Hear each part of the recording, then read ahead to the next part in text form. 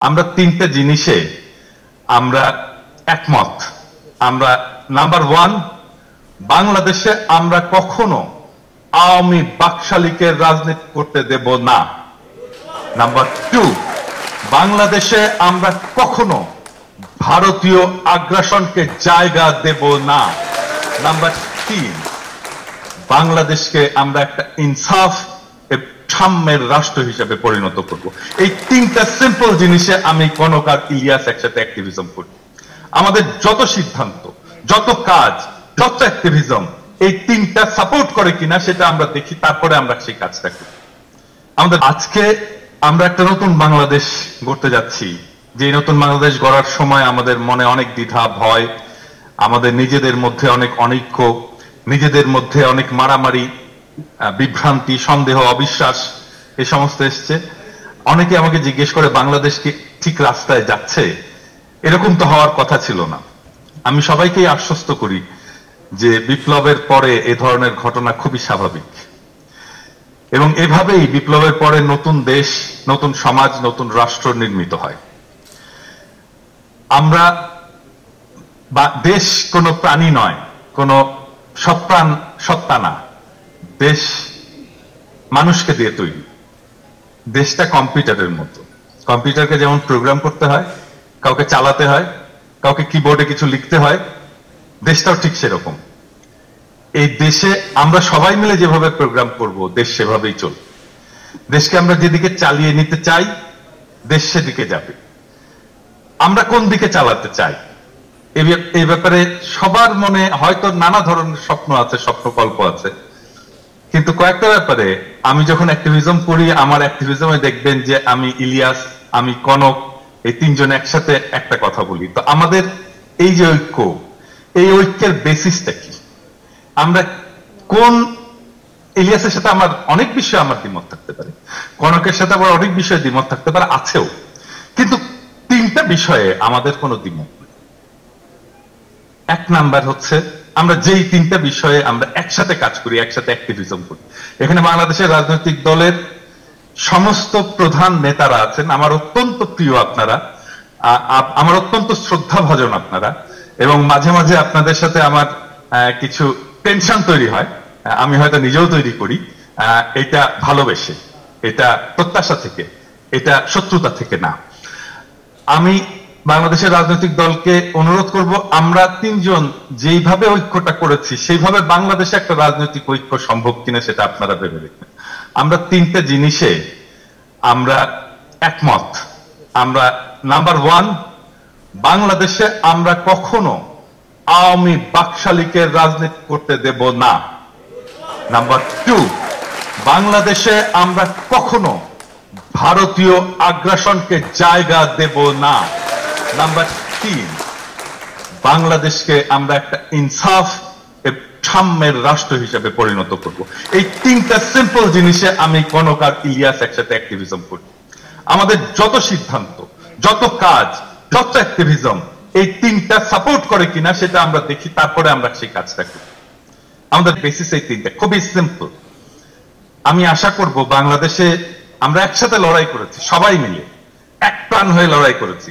সেই ঐক্যটা আবার সম্ভব কিনা আমি জানি না, কিন্তু আমাদের চেষ্টা করতে হবে খুব ন্যূনতম কিছুর ভিত্তিতে আমরা আমাদের সেই ঐক্য, সেই মহান ঐক্যটাকে যেন আমরা আবার কামিয়াব করতে পারি। আমাদের সবার পথ আলাদা, আমরা সবাই জানি। আমরা সবার পথ আলাদা না হলে আমাদের সবার আলাদা রাজনীতি থাকতো না, আমরা আলাদা দল হতাম না। কিন্তু একটা জায়গায় যদি আমরা এক হতে পারি, তাছাড়া বাংলাদেশকে রক্ষা করা যাবে না। বাংলাদেশ শুধু সন্ধিক্ষণে না, একটা নতুন বাংলাদেশ গড়ার সন্ধিক্ষণে না, বাংলাদেশ আবার ধ্বংস হয়ে যাওয়ার সন্ধিক্ষণেও বটে। এই জায়গায় আমরা এক প্রাণ হয়ে, আমরা একটি রাজনৈতিক ঐক্যের শক্তি হয়ে বাংলাদেশপন্থী রাজনীতি নিয়ে আমরা যদি সামনে এগিয়ে যেতে পারি, বাংলাদেশের ভবিষ্যৎ উজ্জ্বল। আর যদি আমরা এই তিনটা সামান্য প্রশ্নে এক হতে না পারি, তাহলে বাংলাদেশ এগোবে না। এই তিনটাই ছিল অগাস্ট বিপ্লবের মূল প্রাণ।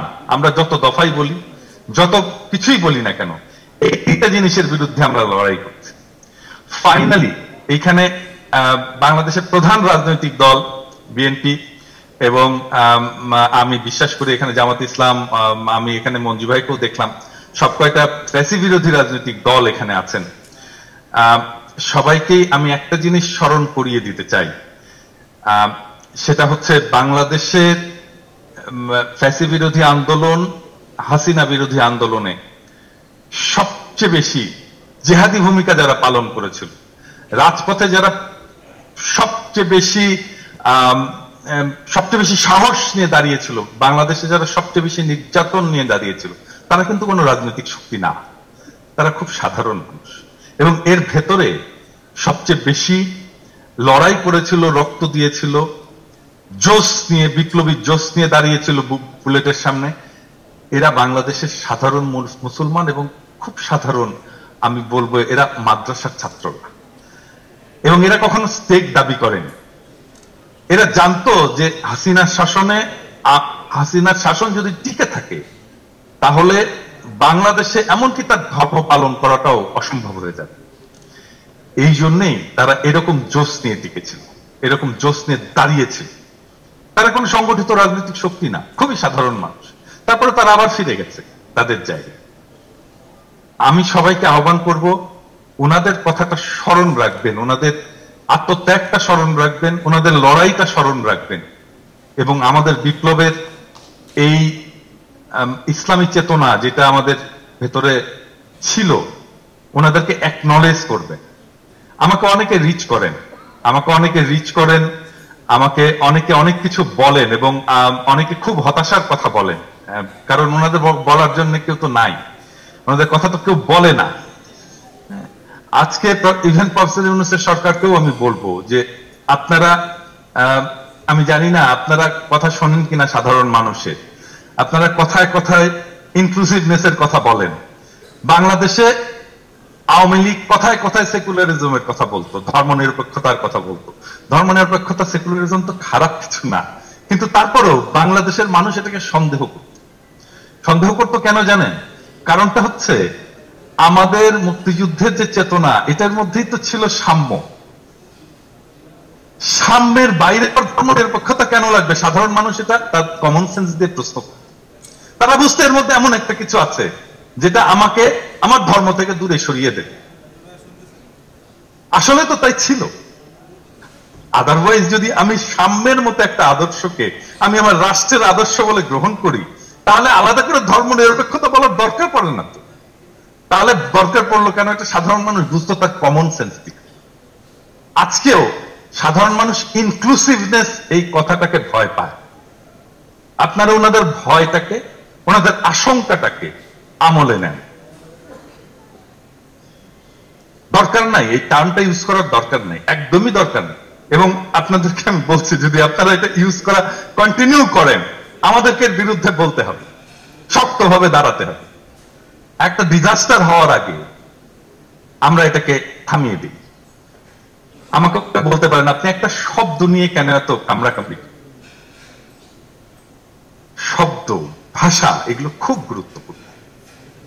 শব্দ ভাষাই চেতনা, শব্দ ভাষাই রাজনীতি, এগুলোই রাজনীতিতে ট্রান্সলেটেড হয়।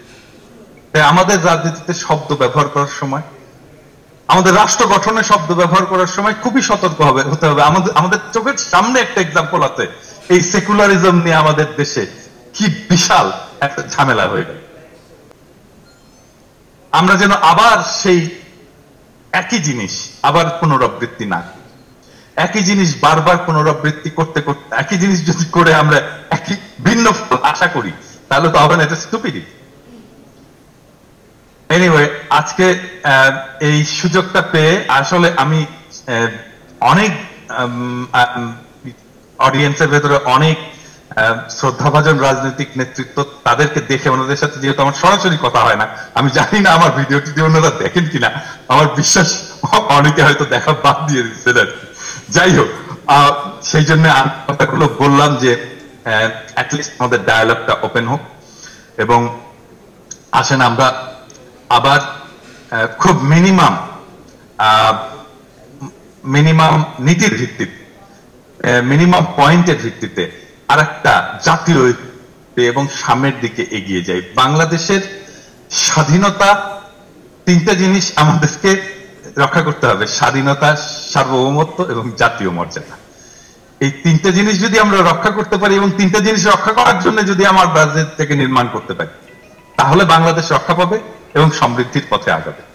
তাছাড়া বাংলাদেশ সবসময় এই অনিশ্চয়তার মধ্যে ঘুরপাক খাবে। আমাদের মাথায় রাখতে হবে, আমরা যতই এটাকে এড়িয়ে চলার চেষ্টা করি না কেন, আমরা যতই এটাকে আমাদের আলোচনার মধ্যে না আনি না কেন, আমাদের মাথায় রাখতে হবে বাংলাদেশে ইন্ডিয়ার একটা স্টেক আছে এবং সেটা অ্যান্টি বাংলাদেশ।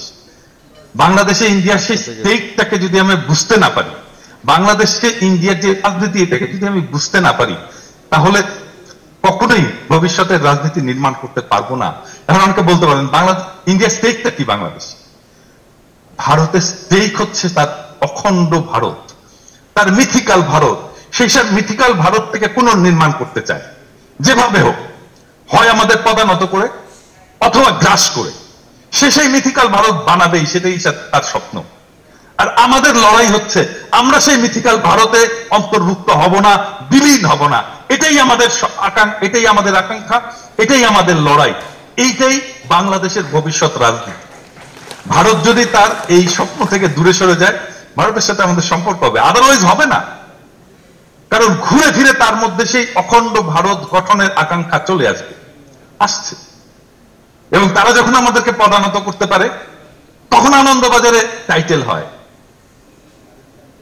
পয়লা বৈশাখের রমনার ঢাকা যেন অষ্টমীর এক ডালিয়া। যখন তারা পদানত করতে পারে, যখন সে পারে না, তখন আজকের বাংলাদেশ তৈরি হয়। তখন বাংলাদেশ নিয়ে তার অপপ্রচার, বাংলাদেশে সব শেষ হয়ে গেল, বাংলাদেশকে হিন্দুদেরকে মেরে কেটে শেষ করে ফেললো, বাংলাদেশে জঙ্গিবাদের উত্থান হলো, এই সমস্ত গল্প নিয়ে তারা হাজির হয়। তার কারণ একটাই, তার মিথিক্যাল ভারত, অখণ্ড ভারতের স্বপ্ন ধাক্কা খায় যখন আমরা প্রতিরোধ করি। আমরা আজকে সেই মিথিক্যাল ভারতের, অখণ্ড ভারতের স্বপ্নকে প্রতিরোধ করার রাস্তায় আছি। সেই জন্যই ভারতের সাথে আমাদের সম্পর্ক। এটা ইন্ডিয়াকে বুঝাতে হবে যে মাথা থেকে ওই শয়তানি অখণ্ড ভারতের চিন্তা বাদ দাও, তাহলে এই অঞ্চলটা শুধু ভারত নয়, ভারত, বাংলাদেশ, পাকিস্তান, ভুটান, মালদ্বীপ সব সহ যে অঞ্চলটা তাদের সেই মিথিক্যাল ভারতের অংশ, সেই অঞ্চলটাই দেখেন অশান্ত।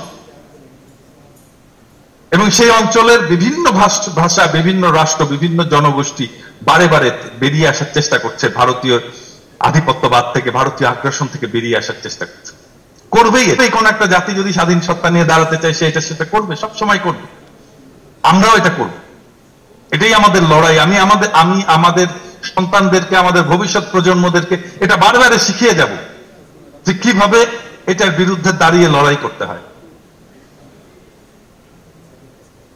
বাংলাদেশের ডেস্টিনি অখণ্ড ভারতে বিলীন হয়ে যাওয়া না, আমরা সেটা হতে দেব না। এবং বাংলাদেশের ডেস্টিনি অখণ্ড ভারতে বিলীন করার রাজনীতি হচ্ছে আওয়ামী লীগের রাজনীতি, আমরা সেটা কোনোদিন হতে দেব না। এবং সেটাকে আমরা ফাইট করতে পারবো বাংলাদেশের ভেতরে কালচারালি যেভাবে ইসলাম প্রেজেন্ট আছে সেটাকে আপহোল্ড করব, তাছাড়া পারবো না। এটাই আমাদের রক্ষা কবচ। সবাইকে ধন্যবাদ, বিপ্লবী অভিনন্দন, বিপ্লবী শুভেচ্ছা। আগামী বাংলাদেশে একসাথে পথে হাঁটার আকাঙ্ক্ষা নিয়ে বিদায় নিচ্ছি। ভালো থাকবেন। ইনকিলাব জিন্দাবাদ।